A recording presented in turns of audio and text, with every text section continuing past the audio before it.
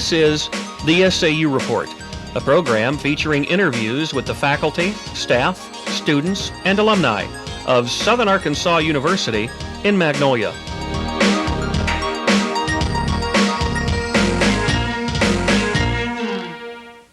Good afternoon. Welcome to this edition of the SAU Report. I'm Taurus Freeman. And I'm Clint Smith. Today we're going to be talking to Dr. Jim Tollett, Chairman of the Agricultural Business Department, and student of the FFA Department is Jason Bradshaw.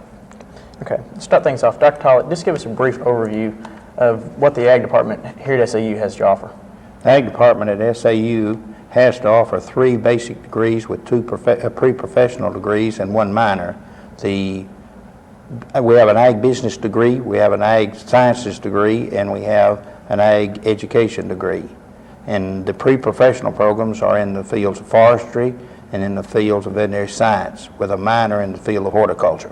Okay. Do you feel that the Ag Department is a strong pull for students in this area to come here? Well, it's one of the premier departments that has been at SAU since its inception as the Magnolia A&M. It was built in an agriculture school, and it's continuing to grow, and it's grown tremendously in the last 5 years. We've gone from 90 students back in 1991 to upwards of over 250 at the present time. Okay. Okay. How many minority students are in the department? There's 15 minority students in the department, including some the Afro-American students, some Spanish students. So we are really working to get more students into agriculture because the field is wide open for minority students. Are we doing anything here at SAU to recruit more minority students? Yes, we're working with the State Department of Education and are going over in East Arkansas and in East Texas and all the places that there are minority students, and we're working with all vigor to recruit minority students. Okay. Jason Bradshaw, you're the president of the Collegiate FFA? Collegiate Ag Club, Collegiate FFA, yes. Okay. What brought you to SAU and to joining the Agriculture Department? When I was in high school, I was in a high school FFA at Fairview High School in Camden, and I was talking about going into the poultry business, and I'd heard great things about SAU as far as the teaching and the education. And another thing is, the schools were not real large, such as other universities, but you know each other. It's more one-on-one situation, especially in the classroom. I think that helps out a lot when you have one-on-one. It's a lot easier. There's more time for the student. Okay. In your ag classes, in general, what's the student-to-teacher ratio usually? I'd say about 30. About 30. About 30 in the class. About at the most. Jason, you're a senior here, right? Correct? Yes, sir. Have you seen a change in your 4 years being at SAU in the agricultural department? Yes, I have. We've moved very, very much forward. We've done a lot. A lot of things have changed in the past 4 years. It's really going good. I've seen a lot of good changes. A lot more folks. We've had a large freshman crowd this year. Dr. Tollett, how do you think the SAU department is headed? Where do you think it's headed? It continues to grow. We're kind of one of the premier departments in Arkansas, one of the few that's continuing to grow fast. And why we made it grow is that we are putting in new technology. We're trying to stay up with the latest. The technologies we're including are the things that any major land-grant college would have, such as ultrasound equipment, laser technology, and the ag engineering departments. So these things have made students come because they know they're going to get it. Our ag education department, our 2 teachers in ag education have been the forerunners in developing the frameworks for the state of Arkansas. In fact, one of them has written a framework. So that gives us an inroad that the teachers out in the state says, well, they've got the teachers and a place to go to get an education that'll make them ag education teachers. Okay. You mentioned ultrasound and laser technology. Exactly what is that used for in the agribusiness? In ultrasound technology, we use it for 2 things. One thing is that we can teach the students in our classes how that you determine the amount of lean meat in a carcass or with using an intact animal. It also, we use it in our pregnancy determinations of livestock. That way we can determine if they're pregnant and and can make programs to work around that. Okay. Okay. Jason, being president of the FFA and stuff, what are your duties? Well, mainly my duties is I have an officer team of about six on my officer team that are all around from the state of Arkansas. They all come here. They're here at SAU. Main things we've done, we had the Arkansas Poultry Festival back in June, and we had a cook-off there, and we went against the University of Arkansas, and we beat the University of Arkansas in the cook-off. We're real proud of that. But we have a judging contest in the spring. It comes up, high school students come, and they had a career advance contest. We have socials where, people get to know each other. It's, we invite everybody. Some of the things we got going on right now, we got the state fair. Arkansas State Fair is coming up, and we're working a lot in the state fair. We've got from the chicken kitchen, they call it, till the state fair hog show. So we're going to be real busy. But that's just some of the few things we have, and then we have a formal in December. But it's spread out all through the year. How many students are in your collegiate FFA chapter? Right now it's about 40, and it's growing. They've really joined this year. I'm real proud of them. They're real responsible. They really get in there and they help. Okay. With having that many folks in your FFA chapter, I'm sorry. How many of those students are from out of the state of Arkansas or out of the general area? Out of the general area, I'd say probably about 20. Maybe 25. It varies a little bit. Some are from as far as Ohio, Michigan. We're United States. We're covered all over. But there's a lot right here in Southwest Arkansas, North Arkansas, and parts of Texas that have joined. Mm-hmm.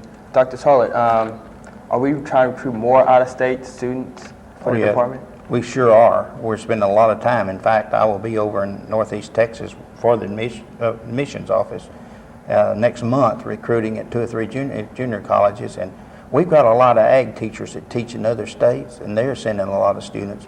We'll also be up at Kiamichi Tech operations on the 18th of November, and that's all the students in McCurtain County come there. So we reach out to there. We have students from Michigan. I had a call yesterday from a student from Wyoming. Our name is getting to be known everywhere through the rodeo, through our collegiate chapter, and primarily through our contacts with industry that hire young people. We have never put a student through the personnel office up here. They're normally hired before they graduate. Okay. You mentioned forestry earlier. I know Panola County College, junior college in Northeast Texas. Do you feel that a lot of your students that are from out of state come from those types of small junior colleges that specialize in certain areas? We have several that come from different, right for Fort Scott, Kansas. We have several students down here from Fort Scott, Kansas right now. We get them from most of the junior colleges in Arkansas. We get them from Panola, down at Athens, Texas, Parish Junior College, Northeast Texas Community College, 2 or 3 from Bossier Junior College. So we cover the whole area. Okay. Okay, over the years, there's been a slight decrease of farmers in America. Do you think that's affecting agricultural business, and do you think that discourages students from coming to SAU? No, it doesn't discourage them, but I think that's an excellent question to ask, because although the farming community is smaller, it only takes 1 to 2% of the people to produce all the food that we need. The job opportunities, though, with agriculture has never been better. 1 out of every 5 people that hired in the industry today will wind up in the food industry, and somehow in sales, marketing, banking, securities, working on the boards of trade. It is amazing the number of people that will graduate in other disciplines even will go into an agriculture-related opportunity. The advantage of having an ag business degree is that you will have agriculture, all the basic agriculture, which the employees wish that you have, but you'll also have a strong background in business. You'll have 2 courses in accounting, you'll have 2 courses in statistics, you'll have communications, you'll have theory and behavior. We feel that's the thing that makes our students so valuable and so well hired by the industry today. Okay. Jason, exactly what do you plan on doing after graduation? Well, last summer I worked for Tyson Foods out of Nashville, intern at Tyson Foods. I'm looking at Tyson Foods, going into the poultry business and working my way up. You start low and you have to work your way up. I'm looking at that. I'm looking at a friend of mine worked at a USDA out of Washington, D.C. I'm looking at that. That's it was, you know, the grain and stockyards. But I'm looking at very many things. I mean, I could go global. I could go to China. There's so much going on. I mean, you don't even think about some of the things that are made out of just agriculture. You know, Kodak paper for film, it's made out of poultry bones. Many folks do not know that, but it is made out of poultry things. So, I mean, there's many things that's in agriculture. It's a very diverse degree. Okay. Justin, you mentioned earlier that we beat University of Arkansas in a meet. What do you think SAU ranks in the southwestern states? In Southwestern, I think we compete real well. I think we are a good school. We're a real strong school. Everybody works together and gets things done. That's the thing I see with SAU. With our department, I know they really just jumped in there. You know, sometimes one person can't make it to one thing, and another one can, and they work with each other.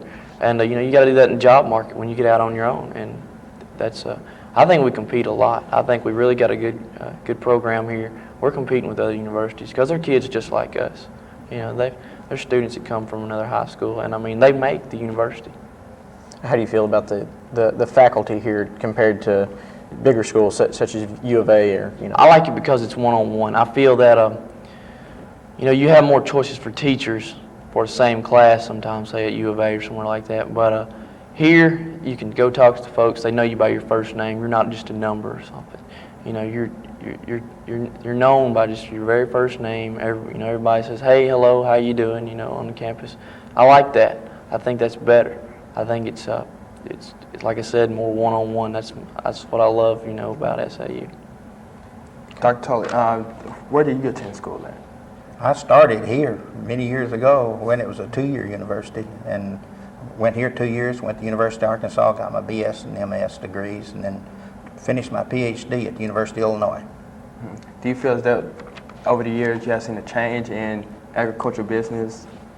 Oh yes, it's been a tremendous change. Back then you really prepared yourself, if you didn't want to go to grad school, to go back to the farm and plow or take care of cows. And now the change is that very few people go back. They're inherited or go back to a huge corporate farm where they're managers, and you've got to be a manager now. You cannot run any type of farming operation without having had all kinds of business degrees, basic science degrees, chemistry.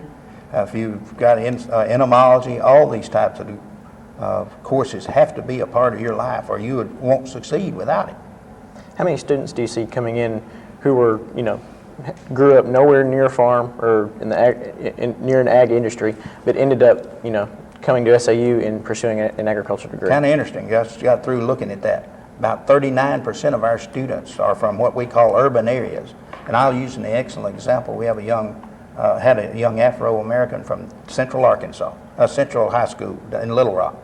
And today he's the county agent of Mississippi County, the largest farming community in the state of Arkansas.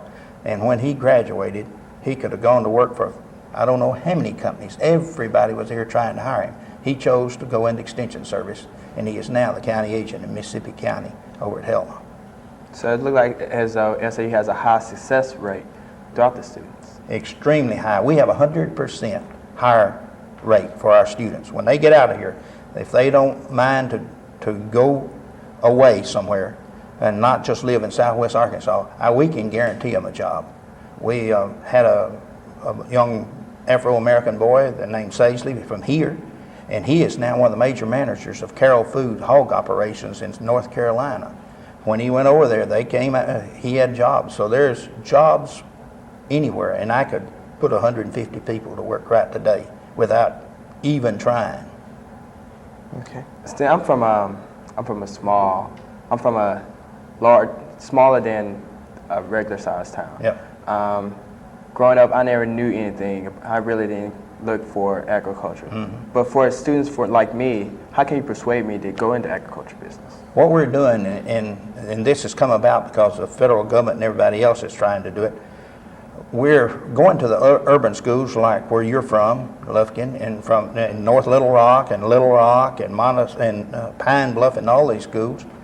The federal government did a program in St. Louis in which they put horticulture in the school system and trying to whip the truancy rate of urban areas. When they put those greenhouses in, they couldn't understand why the truancy rate dropped so fast. What they found out is these young people that were walking on the streets didn't have anything to do.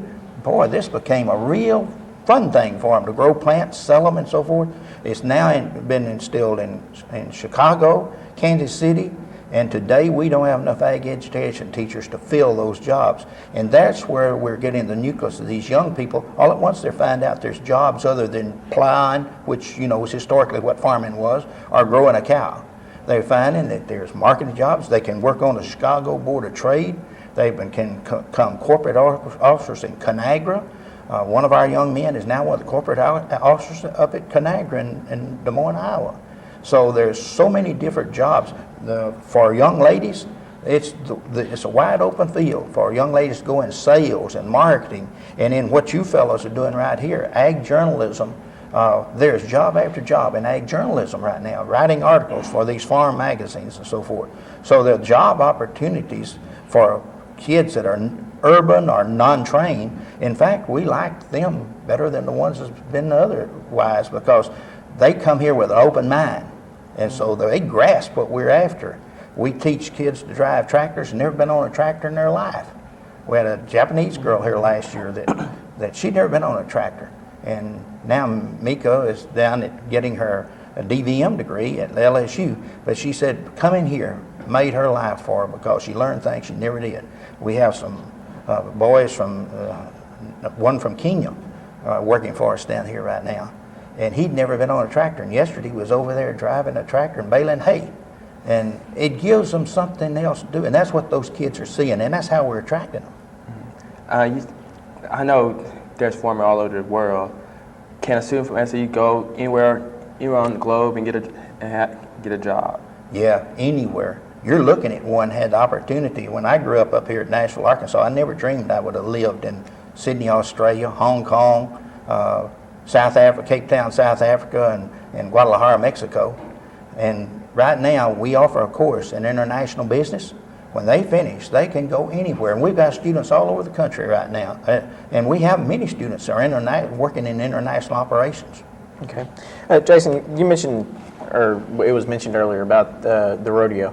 How does the FFA and SAU participate in putting on the SAU rodeo, the annual SAU rodeo? Well, we'll have the SAU rodeo October 2nd, 3rd, and 4th. And with the deal is the rodeo, the boys that are on the rodeo team, they set up the pens, they get the rodeo arena ready.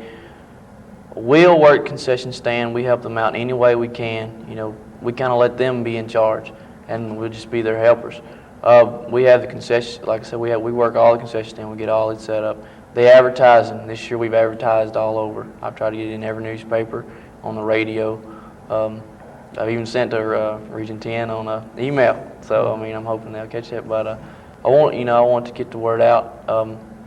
It's a tough situation because you never know how late it's going to go. You have rodeo teams from all over the United States coming, so it's a big deal. We have to work hard and work together, because the rodeo boys, they know exactly what's going on, and we just have to follow them and help them any way we can. How many teams come in usually? School teams? There is, I know at least, I'd say 10 that I know for sure, but there'll be more than that. That's a definite number. We're talking Michigan, Missouri. People come a long ways, and they have to drive because they have to bring their horses. But it's a big rodeo. It's a big deal. Are there any national conventions that SAU attends for FFA? In November, we have the National FFA Convention. It's in Kansas City, Missouri, but now it's getting moved to Louisville, Kentucky. I believe that's right. And it's gonna be moved there. This is the last year for it. We go every year. 10% of us go. Just really whoever wants to go, and whoever's worked the hardest gets to go. I went in high school, and I enjoyed it. It's neat to see all the corporations there and how they support the FFA. It's just great, and that you got somebody backing you. Dr. Tollett, do you see these conventions being beneficial to the students? Oh, it gives them immense pleasure, first to visit other students, but secondly, it's a leadership. FFA is leadership, and that's what it's built around.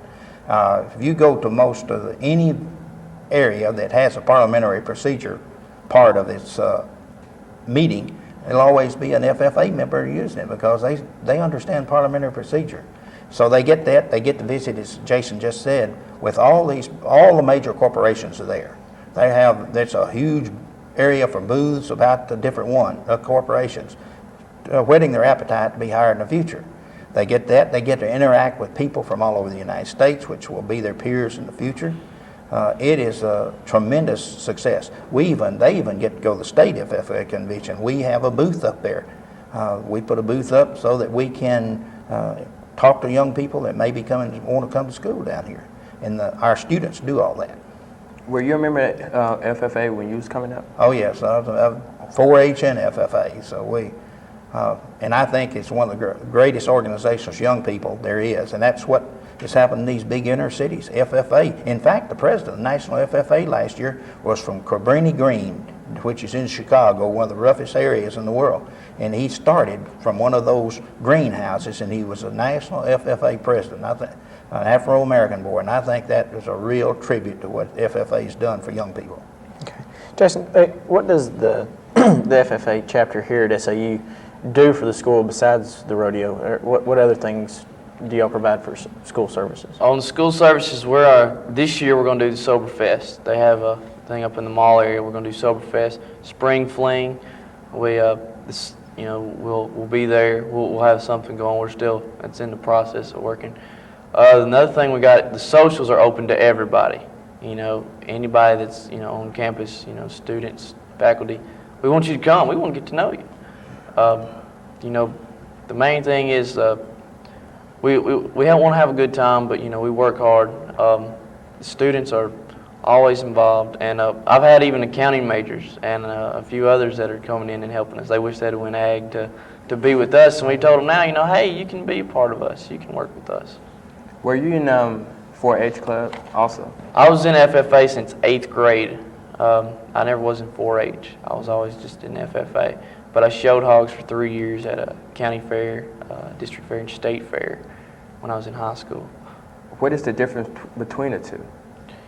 4-H and FFA. FFA was more in, say, high school. It was they started gearing it more to younger kids now, but it was when it was in the school. You had classes in school. Where 4-H is kind of extracurricular.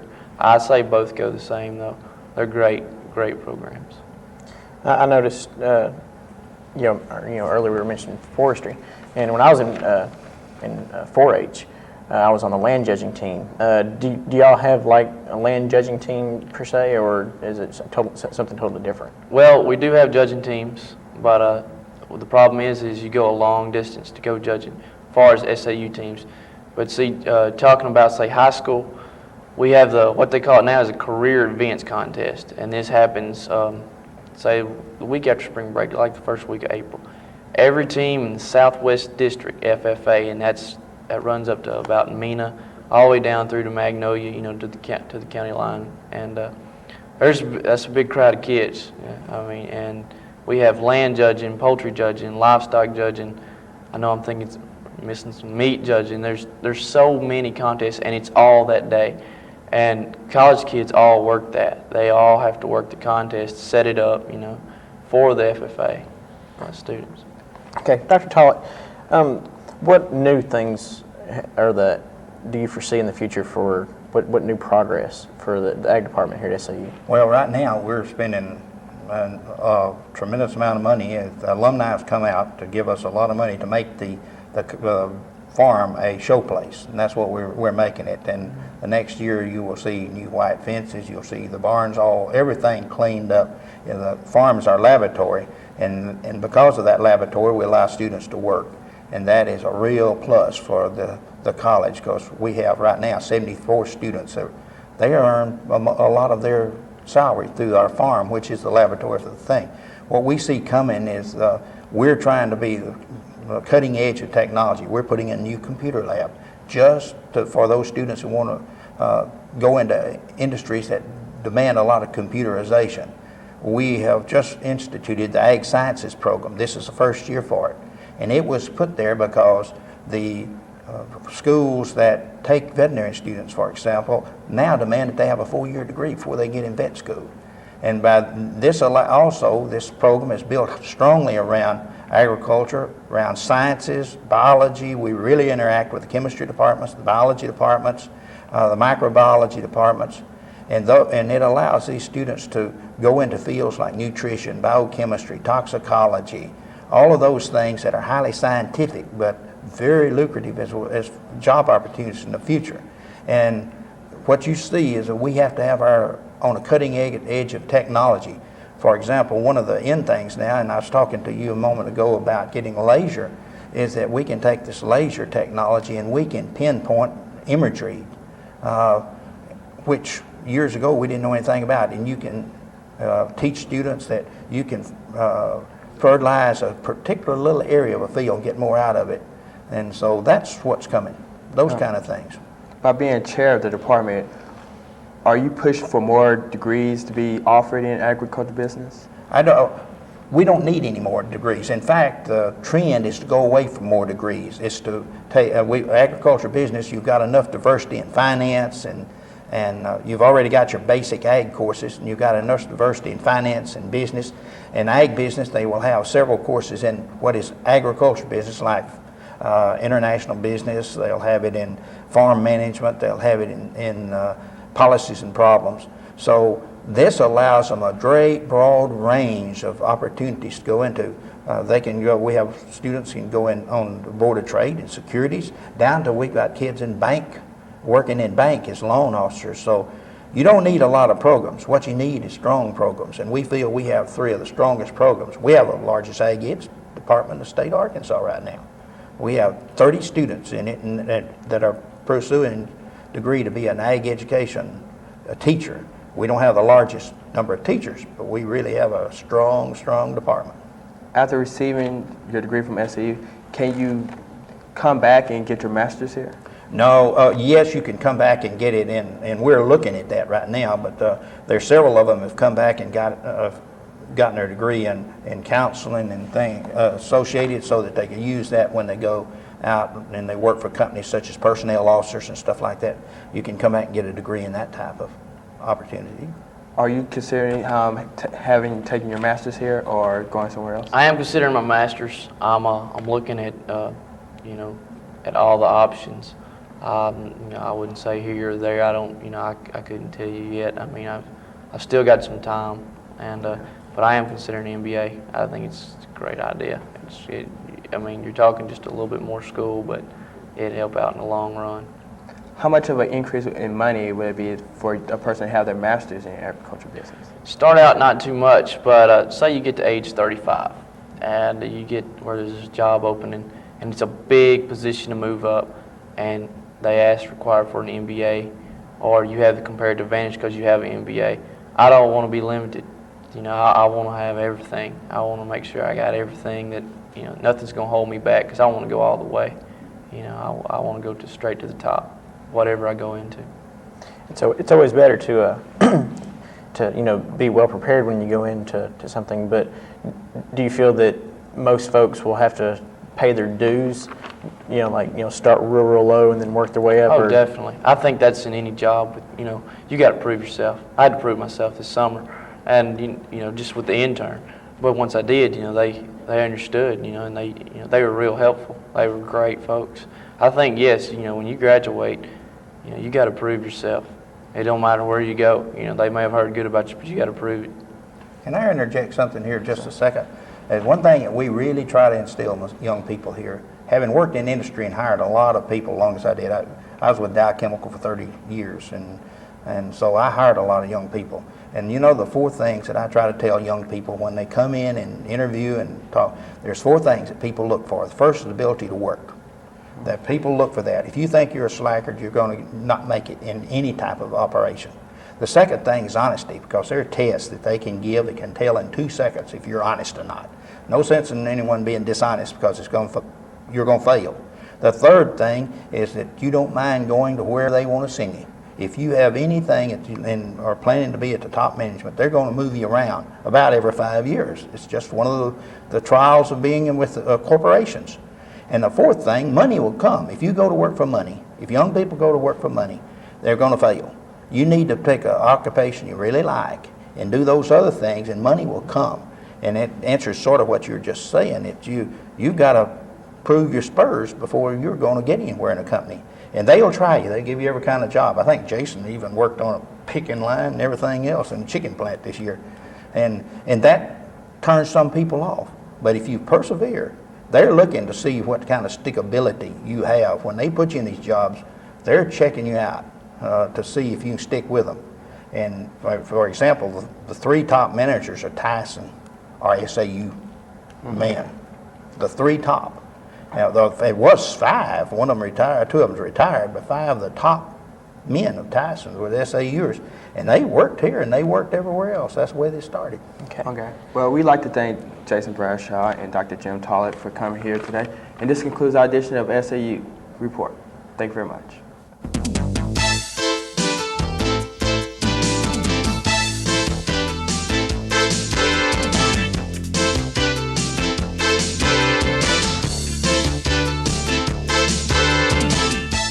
The SAU Report is a production of broadcast journalism students in the Department of Theater and Mass Communication at Southern Arkansas University in Magnolia.